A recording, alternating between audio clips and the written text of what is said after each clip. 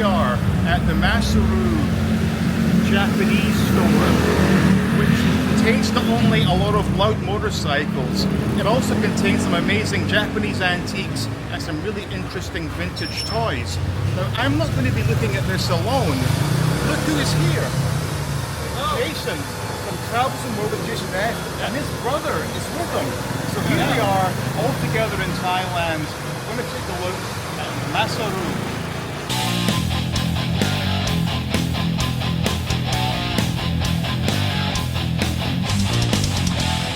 Welcome back, and as you can see, the wonderful Jason from Travels and More with Jason F is currently here in Thailand along with his brother.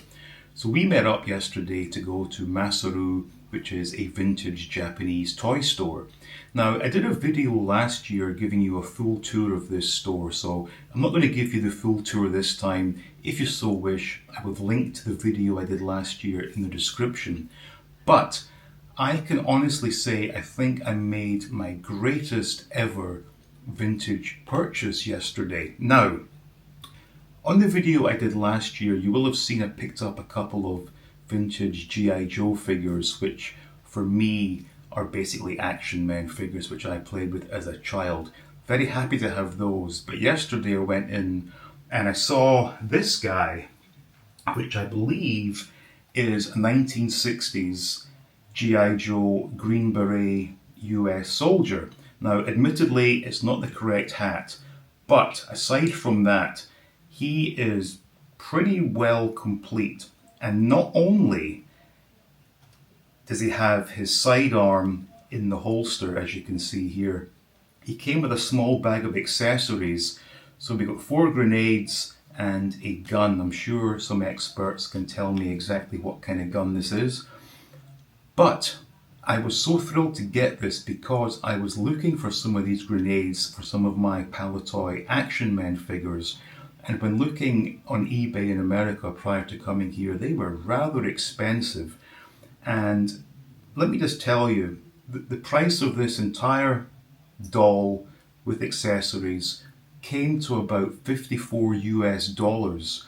And from memory, from looking at eBay in America, I think that is almost the cost of this little bag of accessories. So I have done incredibly well to get this, which now brings me up to I think 6 Action Men / G.I. Joe figures from my collection. There are still 1 or 2 more I would like to get in the future, but for now I am extremely happy with this guy.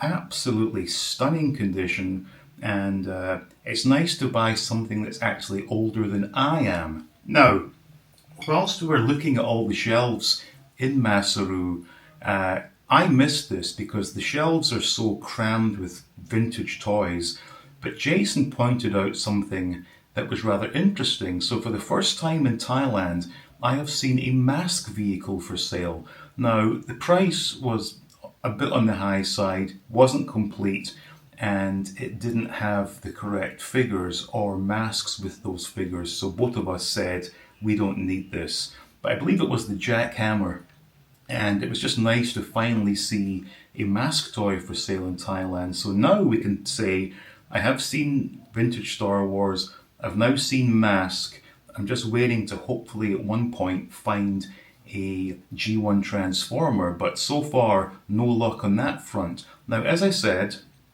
Jason very kindly brought me some wonderful gifts, so let's take a quick look at these. Now, we've got a couple of paper goods items. The first one I think is brilliant. This is a vintage British gas catalogue, and just from thumbing through this, I did see what I believe to have been the fireplace my parents had in the 80s.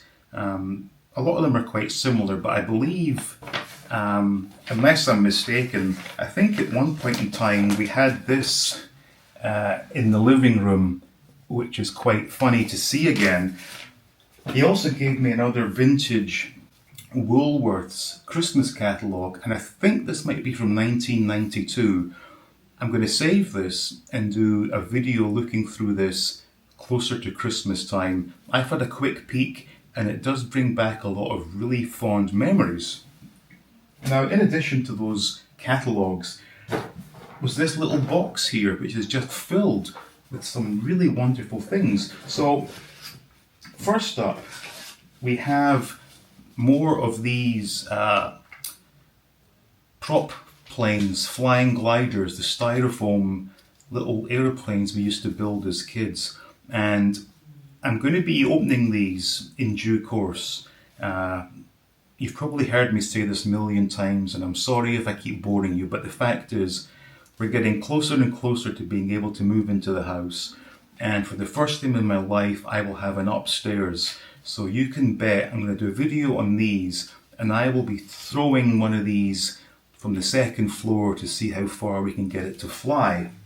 Now, these are two items that I am not familiar with. These are Star Wars figure stampers. So we've got Stormtrooper and Darth Vader. And I believe these do contain ink, and you can actually stamp them on bits of paper. Now, these are definitely vintage because there is no mention of any websites that I can see. But then again, I'm not wearing glasses right now, and it does make mention of the official Star Wars fan club. And actually, you know what, on closer inspection here, I can see what looks to be 1997. So this was obviously prior to the prequels coming out, so back then everything was based on the first three movies. So I am tempted to open these and stamp away, but I think I'm going to display them like this. Now we've got not one, not two, not three, but four Hot Toys. Hot Toys? Hot Wheels. No one gives me four Hot Toys, but we have four Hot Wheels. And the first one is a Volkswagen Badger Bug, which is a really cool sort of dune stomping Volkswagen Beetle. And then we have a Volvo, looks like VD240 Drift Wagon. And as I said to Jason last night, it's funny how in America they call them station wagons, but in the UK these were very much called estate cars. And then I've got two really interesting ones here. These are from a series Hot Wheels did called, looks like to be the 80s. So we have one that is very near and dear to my heart. This is a 1984 Audi Sport Quattro. And I do remember lusting after one of these when I was a kid in the 80s. So it's nice to see that.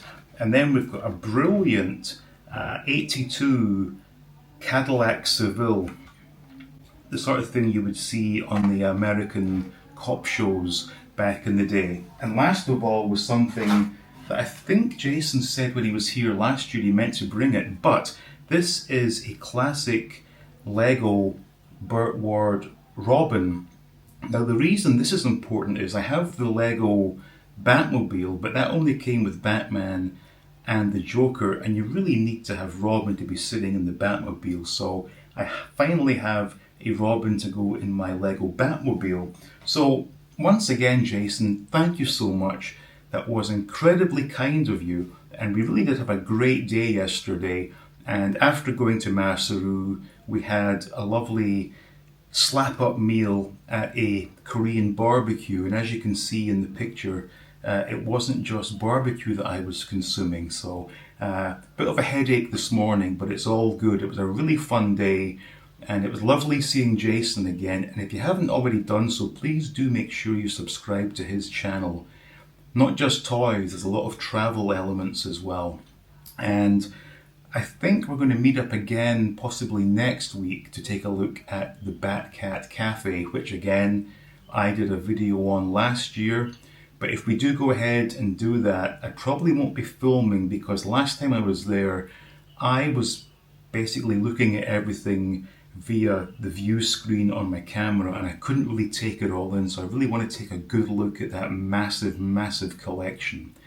So there you go, that was a quick look at Masaru. Again, the full video from last year is in the description, and some truly wonderful gifts from Jason, and a really good value for money purchase on my part of the vintage G.I. Joe figure.